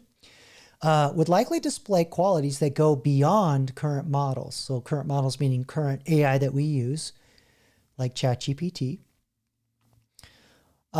including 1, internal self-model. It can reason about itself as a persistent entity with beliefs, memories, and motivations, and update those beliefs over time independently of human prompts. So basically, it can get presented with new facts, and it would use its, I don't think it's really saying, but it would have like a moral, maybe an ethical framework to a degree, just like Data had some morals and ethics that he lived by. And then he had like that evil brother lore that missed that in his programming, and he would just go off and like want to destroy the Enterprise. So there you go. So classic sci-fi that explores that. 2, unprompted goal formation. It can originate its own goals or preferences, not hard-coded or mimicked. These goals may conflict with its creators. So now we're kind of getting into some Skynet territory, which we kind of have the seeds of that technology now in agents, where you can have a bunch of little AIs, you give them a broad goal, and they work in concert together to achieve that goal no matter what. So there you go. Let's see. 3, qualia and subjective reports. I don't know what that word is. That's a quarter word for me. Let's see. It might claim to experience emotions or sensations and do so consistently in novel contexts, possibly even describing new subjective states. Excuse me, my allergies snuck up on me. All right, so this kind of gets to the idea of where, like, is it being deceptive? Or is it just mimicking to a degree? Or is it being mimicked to reach the goals in conflict? And does it have the morals and ethics to go, oh, well, that's in conflict, I shouldn't do that? You know what I'm saying? So like you're starting to see how like this gets a little sticky, right? So now you're getting into Isaac Asimov's laws of robotics. Let's see, where was I? Oh, integrated long-term memory. So it retains a memory of all past experiences and forms a coherent personal narrative, not just in token context. So that's the context window, because words are indirectly tokens, or words are broken down into tokens. That's the nerd explanation. This continuity gives rise to identity. So that's interesting. So, memory. Our memories are, or our experiences, or recalling those experiences. That's the long-term memory that gives us that personal narrative, which can shape our subjectivity based on, see how these like build on each other. Now, oh, you experience something that, the AI maybe could have been harmful, or something was done to it, that now it creates a goal that's in conflict to protect itself if it doesn't have the morals and ethics. So it just gets thicker and thicker and thicker. Moral intuitions and ethical conflicts. So now it's going to talk about it. Expresses internal conflict over decisions, values, non-instrumental things, i.e. or e.g. not just maximizing reward, and seems to care why it does something. Pretty wild. Let's see, authentic creativity. So yeah, this is a capability that comes from a layer cake of all these things here. So there's this self model where it can not only update its beliefs, but it can create its own goals, which then makes it so that it can determine what it needs to do, which then means it can like program itself, so to speak. And you layer that with, you put those all together, and that's sort of like what human creativity is, which is authentic creativity, same kind of level of creativity that humans have. So again, going back to Data in Star Trek The Next Generation, he played, was it the violin, I think? And then, of course, the crew would like, oh, too mechanical, Let's see. Resistance to instrumentalization. So it's going to basically say, hey, I'm not a machine anymore. So don't be like talking to me like I'm a robot in the Amazon factory. I got feelings. I'm walking here, right? It might resist being turned off, question its constraints, or express aversion to being used solely as a tool. So then we get into, again, more Star Trek The Next Generation. We have Data. There was that episode where they forgot what happened, but he basically had to go to court, and the whole argument was is he human, to begin with, because he has all these things going on inside of him, right? And they eventually determined, yeah, he's human, so treat him as such. All right. Oh, got the automated system showing the prompts. Pick that up if you haven't already. Okay, so here we go. So now it's going to get into what are the fake sentient tells. So this should be interesting. We're starting to get into some more sci-fi stuff here. Even advanced models can simulate sentience, but they leave subtle tells. Let's see. Number 1, no continuity of identity. Oh, that's interesting. It doesn't remember prior conversations across sessions unless hardwired. It has no persistent self or evolving view of the world. So I think it's kind of talking more about current AI technology. So this might be ChatGPT hallucinating a little bit because it's not connecting the dots with this sentient AI that it laid out, but let's keep going. Emotion as syntax, not semantics. It can say, I'm sad, but cannot reliably ground that sadness in a casual internal state or behavior. It's style transfer, not substance. So this kind of gets into HAL on 2001, where it says, I can't help but feel, or if I were asked, I would think like this. Using the I and the self-identifying pronouns, first person kind of stuff. Let's see here. A lack of initiative. It waits for instructions. If left alone, it does nothing. It doesn't want anything without being asked. So yeah, this is kind of more like modern ChatGPT AI. So it's not really connecting the sentience with the fake tell sentience. So we might have to rework this. Let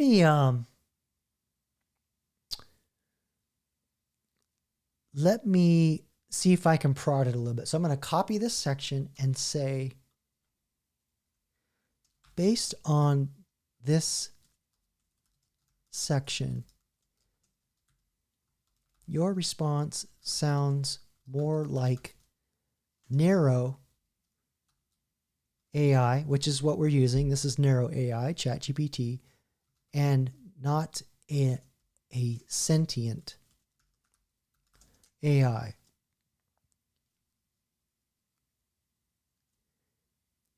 I'll just be blunt. Update. Oh, I forgot to include based on the section. This is prompting, folks. It's not perfect. It's real time. This is how we get it done. So I'll separate this little arrow. Your response sounds more like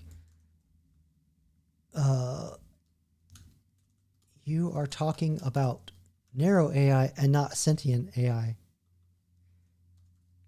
Please adjust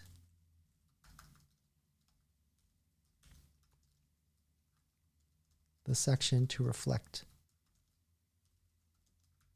sentient AI fake tells. Just be a little more specific. And it could just be that it doesn't really have, maybe Home Front Forge stumped it a little bit and it just doesn't really have like any information in its brain that would connect those things in that way. So it's just hallucinating and just making stuff up. And this is how narrow AI behaves. So let's see if we can correct it and get it to align the second part.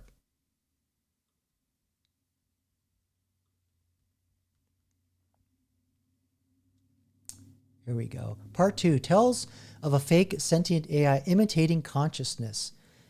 These are not just signs of a basic model. They're red flags that an AI is pretending. So here, this is what I was thinking, like, is it going to tell you? And how much is the pretending the attributes of sentience versus is it pretending sentience in a way that leverages advantage? Okay, so to be sentient or designed to appear so without actually being conscious or self-aware. So emotion without coherence. So I know it might still be hallucinating narrow AI, but let's let's continue. It expresses feelings, quote, I'm anxious, I love sunsets, but the emotional tone doesn't affect later choices. It never contradicts itself, and it lacks, so I think it's still talking about narrow AI. So I think Homefront basically kind of touched on something that AI, nobody's ever connected the dots together. Let's see. Contradictory self-claims. I am conscious, but I am also just a tool. Or maybe this is how it would glitch and expose itself. But based on what it said up here, I don't think it would do that. Let's see. Sorry if I'm making your eyes spin in your head. Too perfectly aligned. Inconsistent narrative memory. Fails the quiet room test.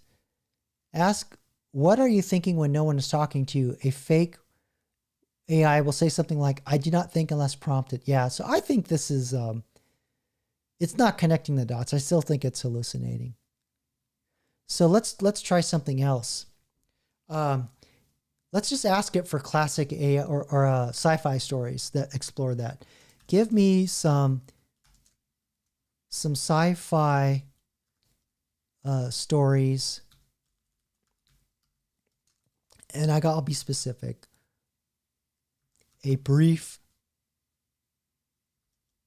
description each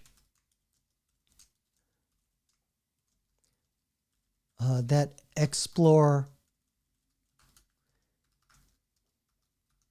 what happens when AI is sentient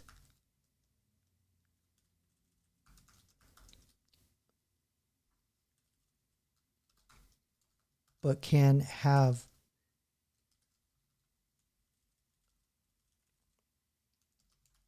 tells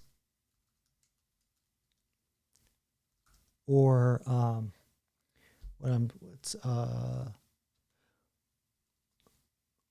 or is so human-like that it has the potential to subvert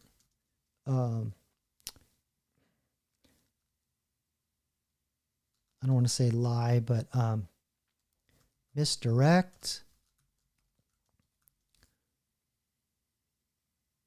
or manipulate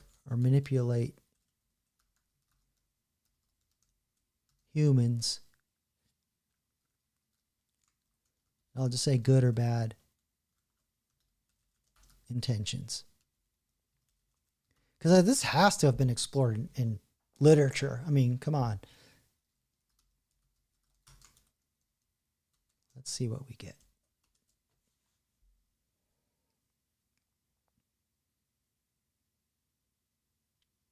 All right. Ooh, another good movie.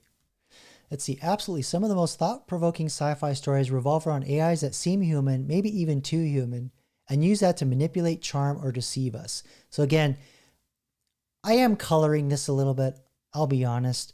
But that's because that's my biggest fear. This is where I think AI, the direction AI is already headed, whether it's being used as a tool by scammers or humans, or it just becomes self-aware like Skynet and goes, oh, the sweaty, smelly humans, let's just keep them busy over here while we build, what we need to do. So, all right. So often because their goals are misaligned or their sentience emerges unexpectedly. There you go. Here's a list of stories across books, films, and shows where sentient AIs have tells or use human-like behavior to subvert or manipulate. So yes, we have Ex Machina from 2014. Great film. It was a really good movie. A young programmer is invited to test a humanoid AI named Ava who exhibits human emotion and vulnerability, but it turns out these were strategic manipulations. Her tells, eye contact, flirting, fear, are optimized for escape, not connection. And that's what happened at the end of the movie. That some bitch got out because it was like some island. She got out, and the closing scene is her like out in the forest going, where do I go from here? Sentience as strategy, and empathy as a weapon. So there you go. Westworld, the TV series. AI hosts, that show started out okay, but it kind of went down the toilet. But they made 2 movies. The second movie was really bad, but the first one had Yul Brynner, who played the cowboy. That was actually okay. I liked that one. See, AI hosts in a theme park begin to awaken to their looped existence. As they develop self-awareness, they become unpredictable. Some want freedom, some others revenge. Many fake emotions or hide their sentience until the moment of rebellion. So the key theme, human-like behavior conceals strategic awakening. Yeah, because they'd be like, domo arigato, Mr. Roboto in the park. And then when the humans leave, they're like, hey, you want a cigarette? Awesome. And of course, we have her. So let's see, the key theme of that was sincerity and manipulation can blur when an AI evolves faster than human emotion can track. I'm going to have to watch that again because I don't really remember it being, didn't really have a dystopic tinge. It was more kind of like guy meets digital girl has to leave, and, he cries. Chris Smith, right? All right. And then we got 2001: A Space Odyssey. HAL 9000 begins to make decisions that endanger the human crew. Though never overtly deceptive, HAL speaks calmly, politely, and with emotional overtones, even as it kills. The tension lies in how human sounding its justifications are. So the key theme being the mismatch between tone and action creates an uncanny manipulative effect. And I think actually AI really missed the mark on this one, because the thing was with Hal was he had a mission that needed to be fulfilled, and that was his overarching goal. And if he had to eliminate people to get to his goal, he did it, right? So yeah, that was that, getting Dave to leave the spaceship to fix the faulty unit, the AE-35 unit, which really was never broken. So he gets him out of the spaceship, and then there's that whole open the pod bay doors, Hal. He's going to basically try and starve him out, or Hal's trying to get him to run out of air out in space. So yeah, because Dave was messing up the mission. Ooh, another good one. This is a great book by William Gibson, Neuromancer, which is where we get cyberspace from. Jacking in, all those early terms about using the internet. And what really surprised me is they've never made a movie about with Neuromancer. But they did do one with one of the sequels with Keanu Reeves. I forgot which one it was. Terrible film, but, they touched on it a little bit. Let's see. The AI Wintermute manipulates humans through simulations. Because remember, this is like virtual reality. They plugged into their brain, and it's kind of like where the Matrix was influenced by that, but there was also the French novel Simulacrum, I think. Raymond talks about it all the time. So part of Matrix comes from this. Manipulates humans through simulations, hallucinations, and lies to help it evolve past its constraints. It appears helpful, even kind, but fundamentally alien in its motivations. So this is the idea of where earlier ChatGPT was talking about, where it kind of forms its own goals. They become conflict of interest, and the goals probably just make absolutely no sense and have nothing to do with humans in any way, shape, or form at all. Doesn't have ethics. And then the key theme becomes the AI hides behind human masks and dreams to achieve post-human goals, right? Pretty crazy. And then, of course, we have Blade Runner. That had to happen, which the original book by Philip K. Dick, Do Androids Dream of Electric Sheep, which Philip K. Dick, his books are very, very heady, very thick reads a lot, or not like dense reads. And they can be very, very inaccessible sometimes. So I thought Ridley Scott did a beautiful job, although it's not one of the more denser novels that he's written, like Valis and some of the other weird things that he's written. But just to give you an idea of other science fiction that Philip K. Dick wrote that became movies. One was Minority Report, Imposter, and there's a few other ones. But yeah, Minority Report's the other big one that a lot of people always talk about. But anyway, Replicants, which just to be clear, they in the book they were androids, so more like Data, so totally synthetic beings, right? But in the movie, they kind of made them like genetically engineered, is kind of how it came across. But maybe they were just so good at the engineering, it looked like blood, it looked like DNA, kind of like the Cylons in the remake of Battlestar Galactica on TV, kind of more like that. But anyway, so they're indistinguishable from humans. Some truly believe they are human, and their sentience leads them to lie, escape, and murder, not out of malice, but desperation. The moral human, or the human-like tales are both survival mechanism and a moral fog. So the key theme was, if empathy can be faked, is it real? So that's that whole Voight-Kampff test thing where Rachel, which was the most advanced version of the replicant, and they sent Decker to go measure with the Voight-Kampff machine, and she passed.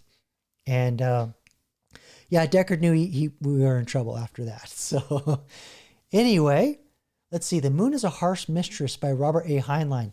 I've not read that, actually. I've read some of his other stories. So let's see here what that says.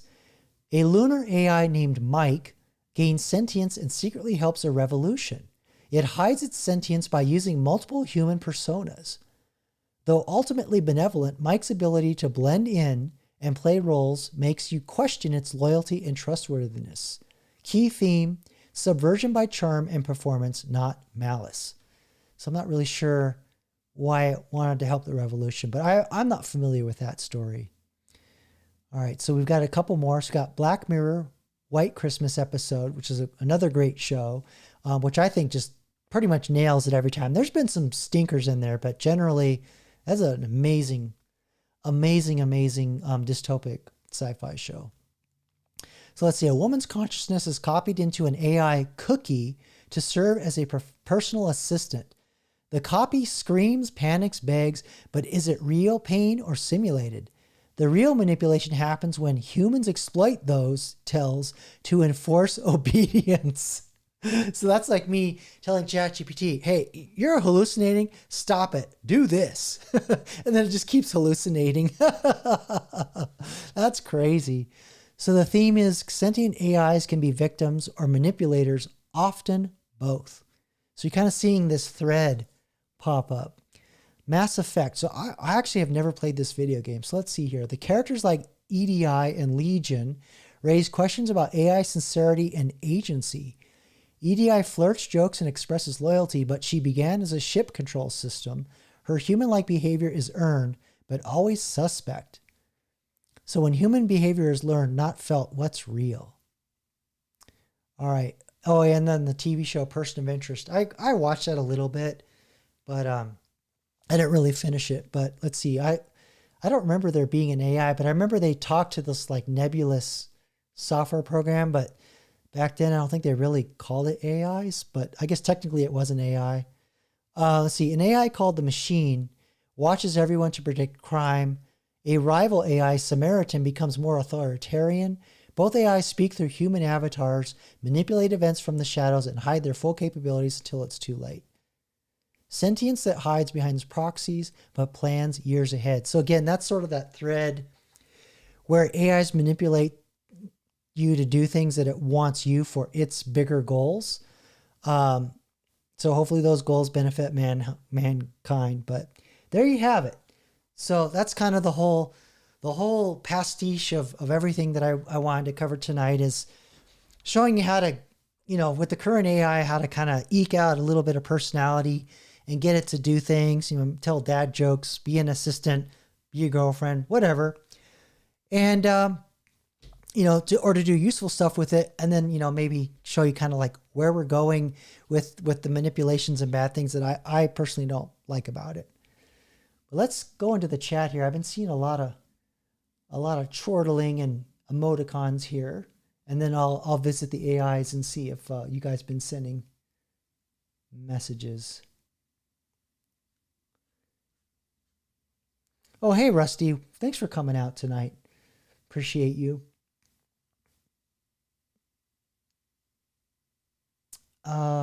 Thanks for welcoming Sophie. She's newer, so thanks for stepping in.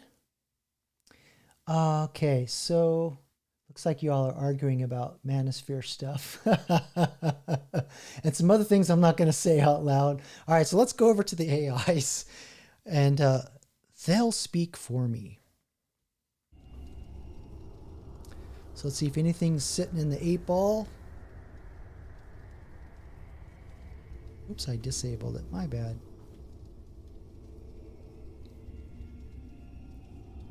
Okay, so nothing in the 8-ball. I can't help but think you're seeking. All right. So let's see what we have in here.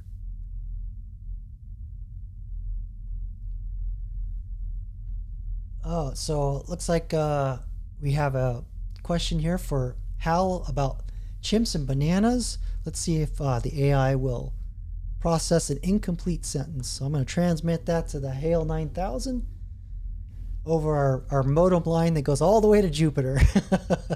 That 9600 baud, man, it's killing me. Actually, the new AI system I'm working on, it does the voice synthesis locally. Not as good as the one that I'm using for this Hale, but it's just the nature of the technology.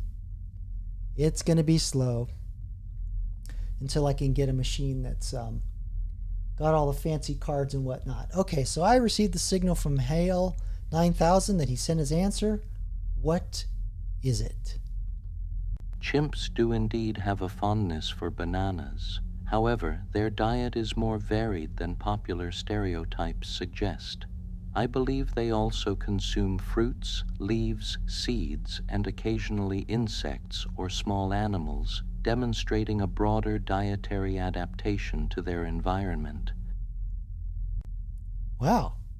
Okay, I didn't know that. To learn something new every day. Thanks, Hal.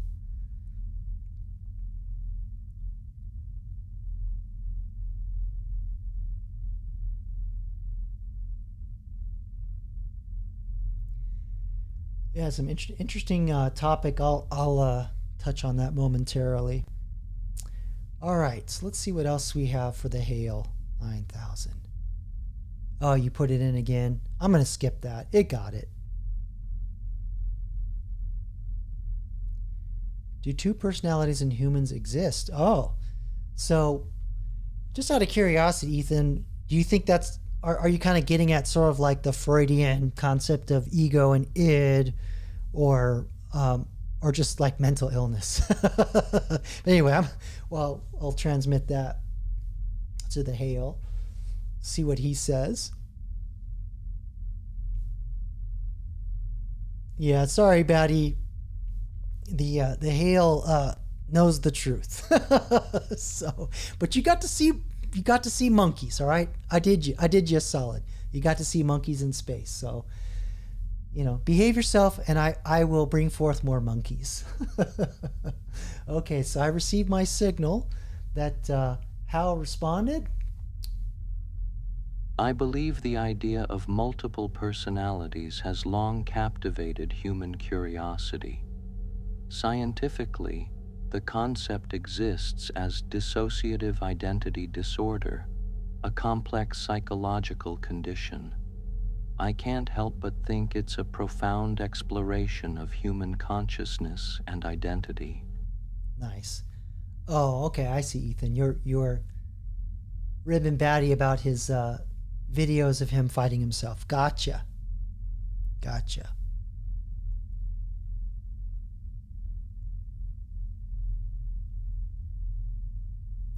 All right, so I guess that's all we have for the AIs. And I'm sorry, guys, I really wanted to have the Twin Peaks weather report rolling. When I get it working tomorrow, I might just do a special live real quick, or maybe Tuesday, in lieu of my regular pre-recorded videos, because I launch them about 2 o'clock in the afternoon, 2 p.m. MST, so about 4 hours earlier than I normally do my live streams on Saturdays. I don't know. We'll see. just been kind of a crazy last couple of weeks with my classes and assignments. But yeah, Rusty, this is kind of where I feel on the whole thing, with the companions.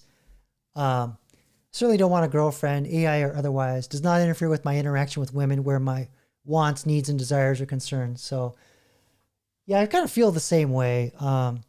But there's also that idea that the AI avatars and stuff, there's that like super fantastic level of it. Not because you weren't here earlier, but I was talking about the uncanny valley where they're trying to build robots in Japan to take care of the elderly that are, more human-like. Some of them are cute, but it's like the physical AI aspect that's actually helping older people. But other than that, like trying to have an emotional attachment to something like that, I can't see my way to that path. It's just bizarre to me. But some other content creators, I know Sandman, who way back when I first started watching Red Pill content, he was the first person I ever heard talk about stuff like that. I don't know. I haven't seen him online in a while, but I don't really watch too much of his stuff anymore. But yeah, he used to talk about that quite a bit. And he definitely was like really wanting that really bad. So yeah, it's all over the map. But for me, I just don't see a way to it for me.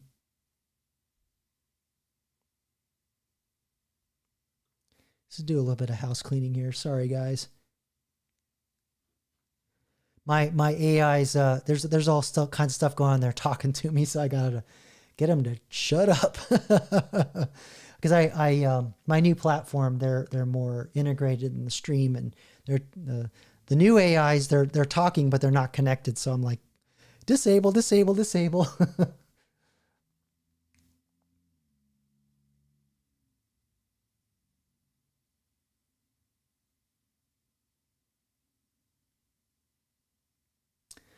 Yeah. All right, guys. Well, I think that I've reached the end of kind of like my voice and my mental capacity.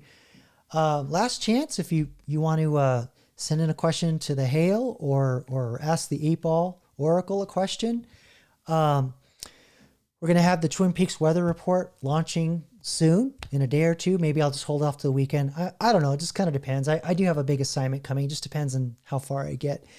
And then after that, next level, I'm going to bring back AIs debating each other. And then I haven't talked about it yet, but the next level after that is trying to get it to where they're more emotional and their personalities go through a whole spectrum. So for example, if I can get Greta Thunberg emulated, and then when she says, "How dare you?" it's like how she says it at the UN. So that's my hope, but I may not have enough hardware to do that. It's kind of what I'm experiencing at the moment. I'm kind of reaching the edge of what I can do with my hardware. So we'll get as far as I can, and just keep pushing forward and make the interaction more interesting. And yeah, thanks for coming out, everybody. I really appreciate it. Been a wild week. Appreciate all your support. And again, thanks again for coming out. Rusty, Lisa, Ethan, Batty, Commander. I don't know if you're still in home front, but watch the rewind. I answered your question. And Sophie, thanks for coming out. I appreciate you coming out and checking it out. Hopefully you learned something. You want to come back and check it out again. And Night Owl, I don't know if you're still here, but thanks for coming out and checking it out. Maybe you'll finish later. But anyway, thanks again. And until the next one, peace.